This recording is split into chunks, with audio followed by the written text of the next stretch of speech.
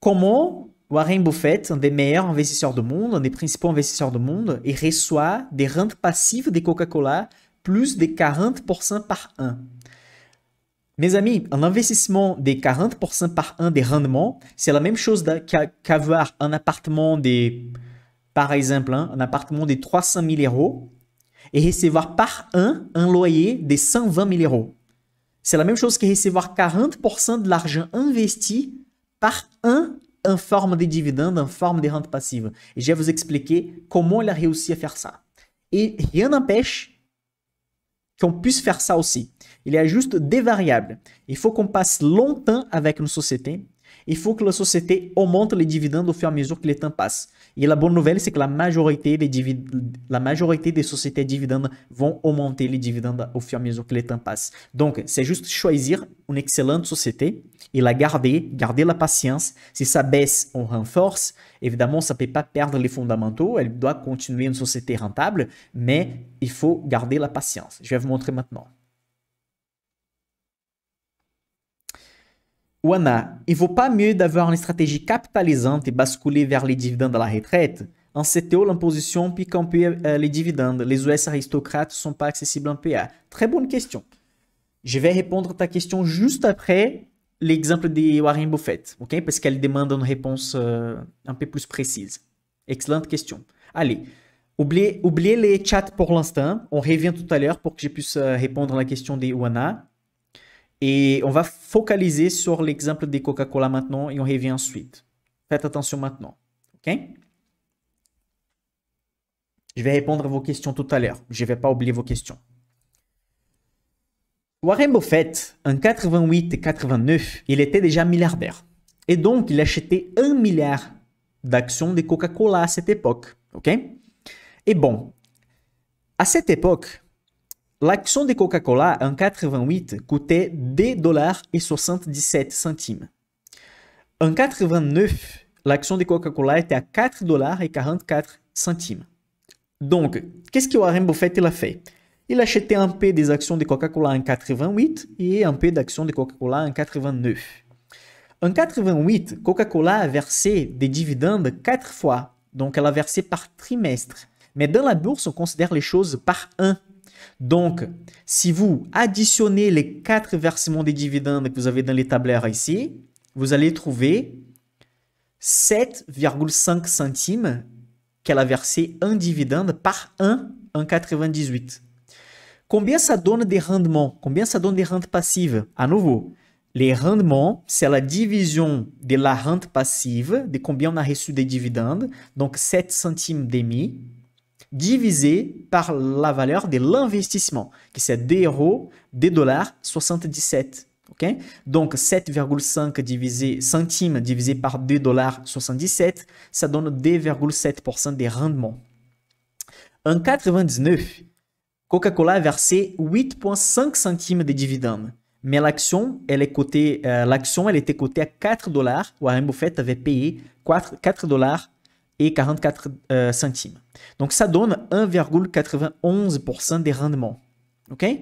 Donc, à la fin, comme il avait environ 1 milliard de dollars à investir, et l'action, les prix moyens sur les 2 années étaient d'environ 4 $, il achetait des 150 millions d'actions de Coca-Cola. Donc, la seule chose que j'ai fait pour l'instant ici, hein, j'ai calculé combien il recevait en 88 et 89 des dividendes. Donc, en 88, il a reçu 2,7% et en 89, il a reçu 1,91%. Des valeurs normales. OK? Mais qu'est-ce qui est arrivé depuis 88 et 89? L'action de Coca-Cola s'est valorisée pendant ces années. Aussi, Coca-Cola, au fur et à mesure qu'elle a commencé à gagner plus d'argent, elle a décidé de payer des dividendes aussi plus élevés.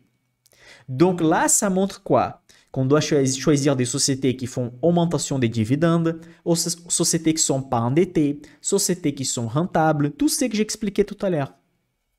Bon, à gauche, on a le résumé de ce que je viens d'expliquer. À droite, c'est l'exemple que je vais vous donner maintenant. En 2022, ok? Donc là, c'est 2020, mais je vais changer ça déjà maintenant pour que ça soit vraiment avec la bonne date. Comme ça, vous n'allez pas vous tromper. Hop. Donc là, c'est bon déjà. Donc, en 2022, Coca a versé 4 fois, donc par trimestre, 4 dividendes de 44 centimes. OK? C'est que ça donne 1,76 $. Donc, les rendements en 2022, pour quelqu'un qui achète l'action de Coca-Cola aujourd'hui, cette année, il va gagner combien de rendements? Bon, il va recevoir 1,76 $, mais il va payer sur l'action 59 $, parce que l'action de Coca-Cola aujourd'hui, c'est 59 $. Donc, il va recevoir cette année, quelqu'un qui commence à investir cette année sur Coca-Cola, il va recevoir des rentes passives qui vont tomber sur les comptes d'investissement de 2,95%. OK, normal. Presque 3% des rentes passives avec Coca-Cola. Bon, mais Warren Buffett, il n'avait pas payé sur Coca-Cola 59 $. Il avait payé 4 $.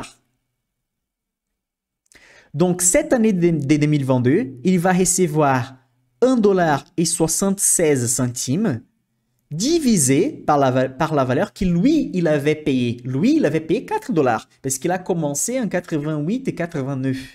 Lui, il va recevoir 44% des rendements annuels.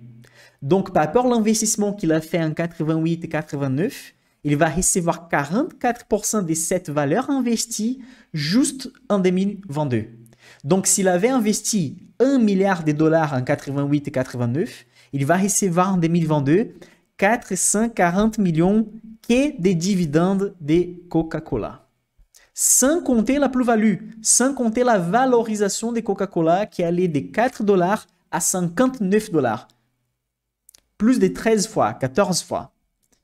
Sans compter ça, on parle ici que des dividendes. Donc, cette année, il va recevoir 44% des yield on cost. On doit calculer les dividendes une fois qu'on achète l'action par rapport à notre prix d'achat. La valeur que les sites des finances affichent, c'est la valeur de 2,95 parce que c'est pour quelqu'un qui achète maintenant. Mais quelqu'un qui avait acheté dans le passé, l'effet boule de neige est déjà arrivé. L'effet boule de neige est déjà là.